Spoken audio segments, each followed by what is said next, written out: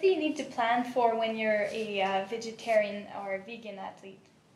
You need to really be looking ahead as an athlete, no matter what, if you're vegetarian, vegan or not, to be organizing yourself for your event. So planning 3 to 4 hours beforehand, making sure that you're getting those key nutrients at the right time for your activity. And you also want to be thinking about your whole day. So not just the moment of your activity, but what are you doing overall, because there's some key nutrients that you may not be getting in a vegetarian or vegan athlete that you get more easily when you eat meat. What are those key nutrients that we could?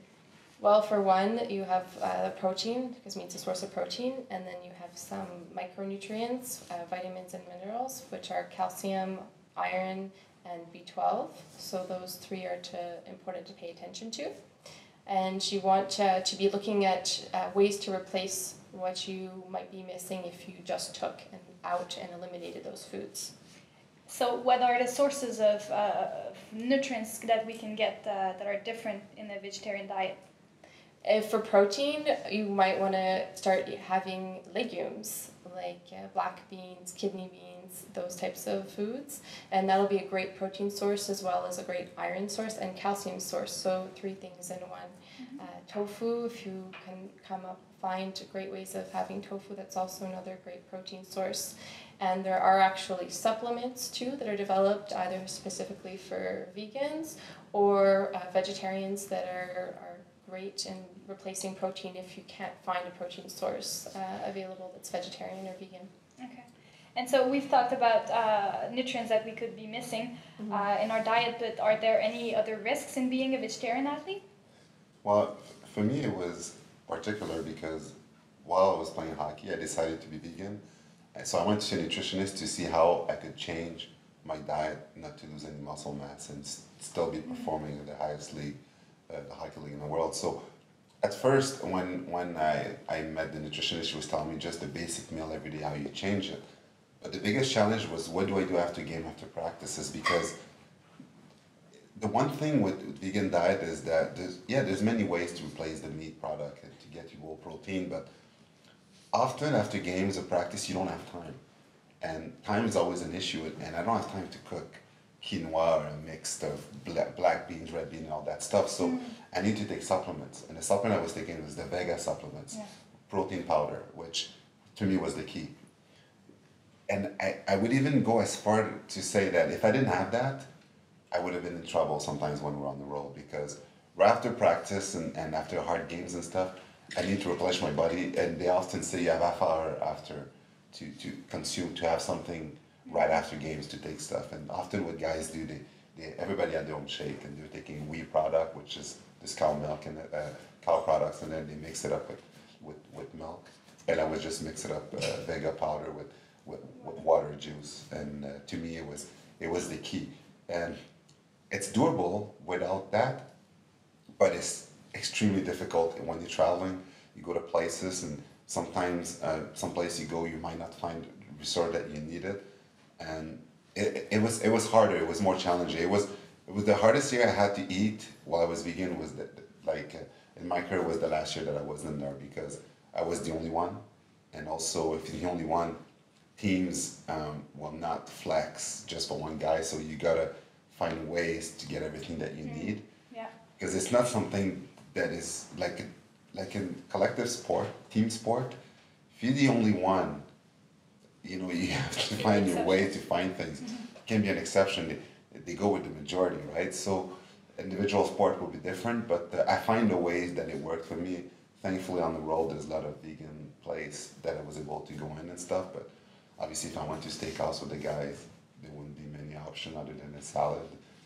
I think they even fried a salad to steakhouse. Yeah. So anyway, it was challenging, but I made it work. But without a nutritionist or specialist, I would never be able to. I would have broke down all my muscle, and I would have lost all my strength. That's for sure. Oh, yeah. Do you have a bigger risk of injury as a vegetarian athlete, or? Well, if you're lacking nutrients, if you're lacking protein and stuff, energy-wise, you could lose your job potentially, because if you don't eat well, if your muscles breaking down and you're not performing anymore, teams are paying so much money for athletes that if you're not good anymore, they just get rid of you, they ship you, and it was really important. That's why I knew that taking that diet was it's not just a lifestyle. It was my job, and it's fair. It would be fair to say that if I didn't have a nutritionist, I'd never be able to survive because I had no idea what I was getting myself into. And with sport, I had no idea what to do, what to eat, how to replace the protein. I was as scared as everybody that think that athlete can be performing without eating meat. That's what I thought. So it was really hard. But it's possible. Yeah, it's possible, but You have to be careful. consult someone because it's not just like the everyday person that just wants to be vegan. If you want to be an athlete, technically, it's way more complicated, way more harder. It is better if you do it the right way, but it's not easy, and that's You have why. to be proactive. You have to really advocate for what you need, especially if you're on a team. I imagine young girls. I've seen young girls come to me aged 13 through 16, say they're vegan, vegetarian, but sometimes for the wrong reasons. And I see in that age group, there's a huge risk for fractures, like low bone density, if they're not eating properly, the proper amount of calories overall, and calcium is one bone builder, but for sure the calories is important too. You probably see that with non-vegetarian kids too, I guess. I'm guessing it's just Yes. a matter of eating right, eating Yes. well. Yes.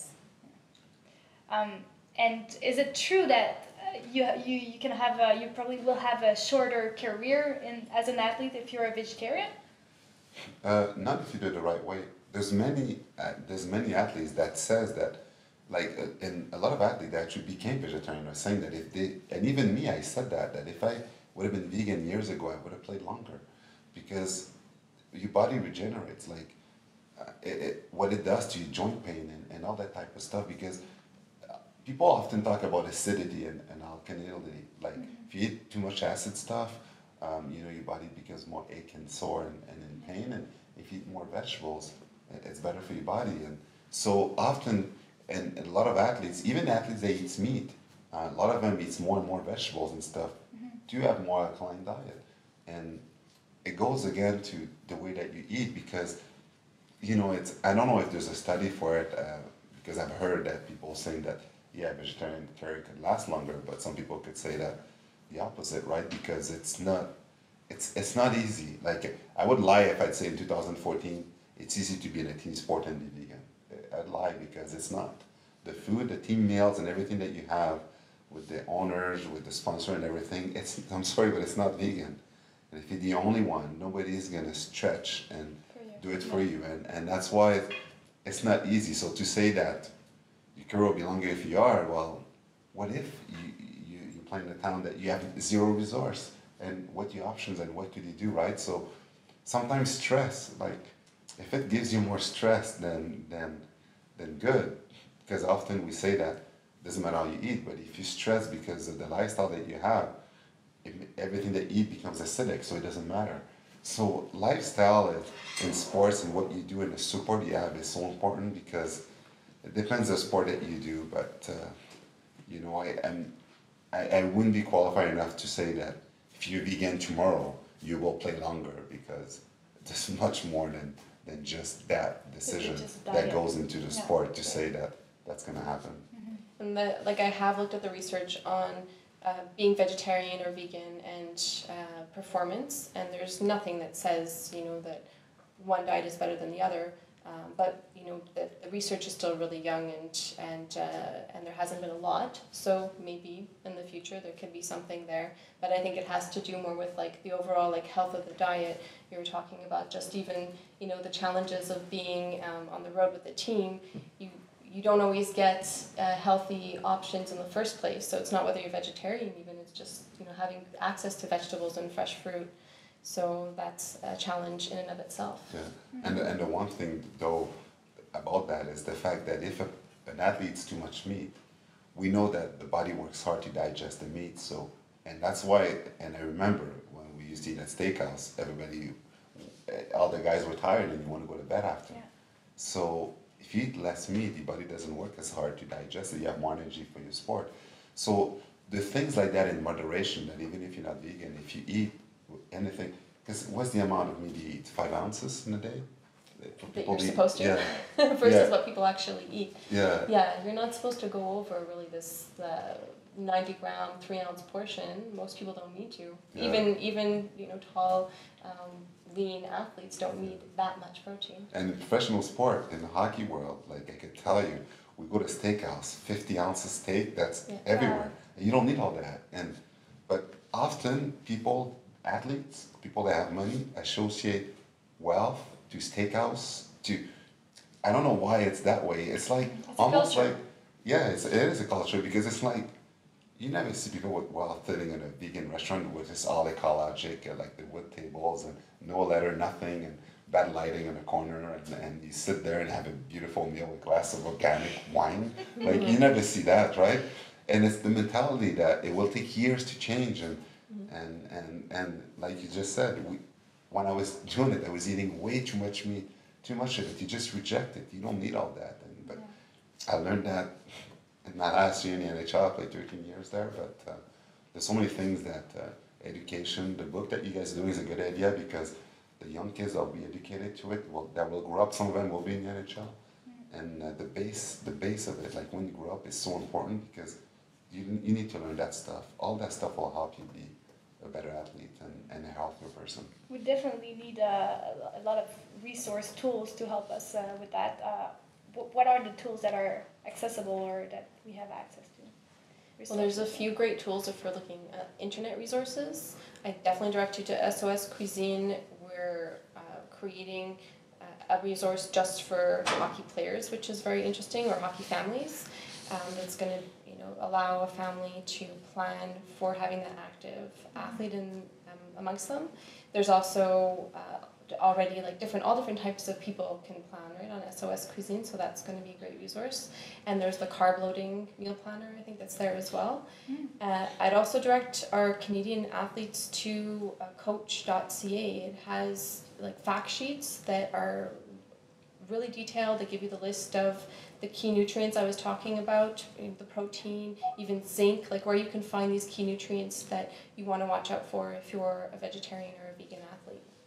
And to me, if of all the tools that are there, if I could recommend something, is to share nutritionists who have a coach, especially if you're a professional athlete, it's better to be one-on-one with someone because technically it's hard as it is to be vegan in this world in 2014. If you're an athlete, that if you want to do it the right way to make sure that your career will last as long as you want, and all your questions are answered, sit down with someone that will ask you where you play, the area, they'll look for places for you where you can get your stuff that help you out, the stuff that you need and how you feel, because there's some stuff that athletes don't like, you might not like to eat, and it's just that it's so important what you get, the fuel you put in your body, that I just think that looking online for stuff, it's not the same as sitting down with somebody that will direct you and answer your question, so then you become the master of your own body and your own diet and stuff. It's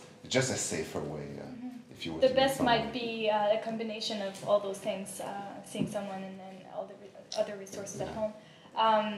Do you think are all nutritionists, do they all have the resources to help vegetarian athletes, or well, you're looking, when you talk about nutritionists, I really want to specify dietitians, because we're the ones with the formal training and working with people one-on-one. And there's actually dietitians that label themselves sports dietitians above just a base dietitian title. It's not a protected title, so anyone can really call themselves a sports dietitian.